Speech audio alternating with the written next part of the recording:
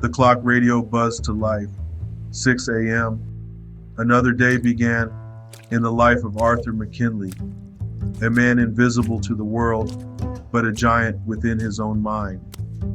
He lived in a modest 2-story row house on a tree-lined street in South Philly. The year was 1987. The air was thick with the aroma of coffee brewing downstairs, a ritual he held sacred. The morning light, filtering through the window, illuminated the dust motes dancing in the air. His study, a sanctuary cluttered with books, papers, and the comforting aroma of old paper, awaited him. Arthur settled into his worn leather chair, the typewriter greeting him like an old friend. With a deep breath, he began his daily ritual. Each keystroke was a step into another world, a world he crafted with the precision of a surgeon and the heart of a poet. Arthur was a writer, but not the kind who graced bestseller lists. He wrote for the small publications, the ones tucked away in dusty corners of libraries. He wrote short stories, essays, and poems, each one a testament to his love for the craft. His words were his paint. The blank page, his canvas. He painted tales of ordinary lives, of love found and lost, of dreams chased and realized. He wrote with an honesty that resonated with those who stumbled upon his work, a quiet symphony of emotions woven into words. His prose was simple, yet elegant. His characters flawed, yet relatable. He wrote not for fame or fortune, but for the sheer joy of it.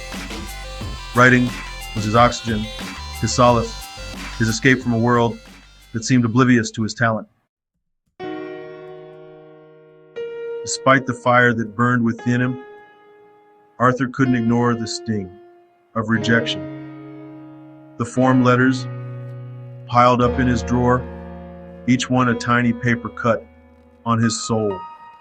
He yearned for recognition, for someone to see the beauty he poured onto the page. He craved the validation that his work mattered, that his voice deserved to be heard. Late at night, when the city outside slept, Arthur battled his demons. Doubt whispered insidious suggestions, questioning his talent, his worth. Silence of his empty apartment mocked his dreams. Yet, every morning, he rose and wrote, fueled by a stubborn hope that refused to be extinguished. Section 4. The city that never sleeps, the writer who never quits. Philadelphia, with his gritty charm and frenetic energy, became both his muse and his tormentor. He found inspiration in its bustling streets, in the stories etched on the faces of its inhabitants. He wandered its parks, eavesdropped on conversations, and absorbed the city's pulse. His notebook became a treasure trove of observations, each scribble a potential story waiting to be told. But the city's indifference to his dreams was a constant reminder of his obscurity. He was a lone wolf, howling at the moon, his voice lost in the cacophony of urban life. Yet he refused to be silenced. Section 5. The legacy of unsung words. Years passed, seasons changed, but Arthur McKinley continued to write. The typewriter keys wore down, the pages piled up, and the rejection letters kept coming. But his spirit remained unbroken.